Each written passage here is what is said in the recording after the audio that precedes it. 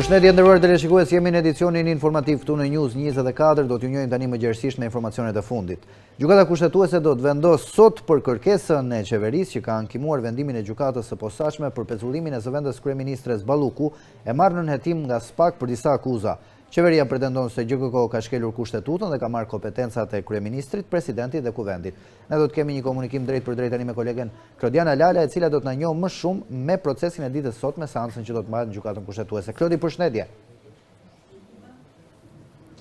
Përshëndetje Klevi. Pas orës 13, gjykata kushtetuese dhe konkretisht mbledhja e gjyqtarëve do të vendosë për fatin e kërkesës së bërë nga kryeministri i vendit zoti Edi Rama, i cili kundërshton në këtë institucion vendimin e marrë nga gjykata e posaçme kundër korrupsionit dhe krimit të organizuar për pjesën që lidhet me pezullimin nga ushtrimi i funksioneve për zëvendës kryeministren dhe ministren e infrastrukturës dhe energjisë zonjën Belinda Balluku, e cila është zyrtarisht e pandehur për shkelje të barazisë në tendera për tunelin e Llogaras e po ashtu në hetim për tenderin loti 4 Unaza e Madhe.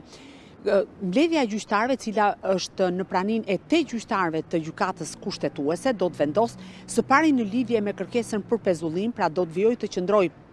ose jo në fuqi pezullimi për zonjën Balluku, dhe së dyti do të vendosë nëse kjo çështje do të merret në shqyrtim apo jo, dhe nëse merret në shqyrtim do të shqyrtohet në seancë mbi bazë dokumentash apo në seancë plenare publike. Në seancën mbi bazë dokumentash, palët nuk janë të detyruara të paraqiten, por i paraqesin të gjitha argumentat e tyre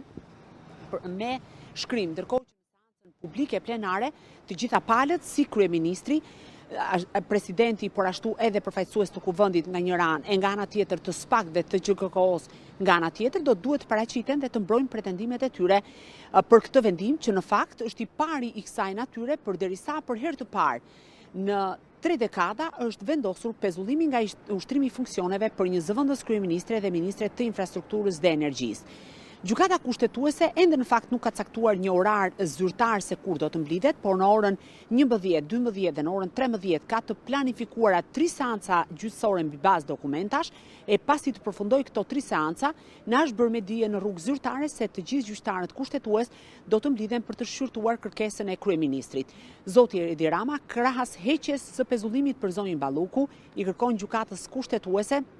edhe interpretim të pikës 3 të nenit 103 të kushtetutës, sepse ky nen parashikon që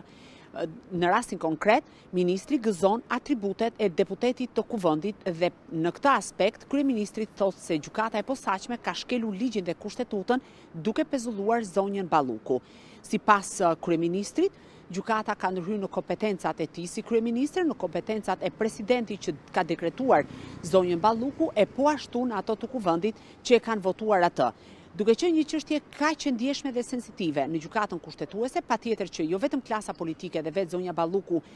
është e interesuar, por edhe gjykata e posaçme nga një anë dhe SPAK nga ana tjetër, i kanë syt sot të gjithë tek gjykata kushtetuese, sepse vendimi është i pari i kësaj natyre dhe patjetër do të ketë një vëmendje të shtuar. A do ta pranojë gjykata kushtetuese mbledhja e gjyqtarëve ta marrë në shqyrtim kërkesën e kryeministrit, apo do të vendosë që ta mbyllë në këtë fazë? Kjo mbetet për të parë, do duhet presim mbledhjen dhe më pas përfundimin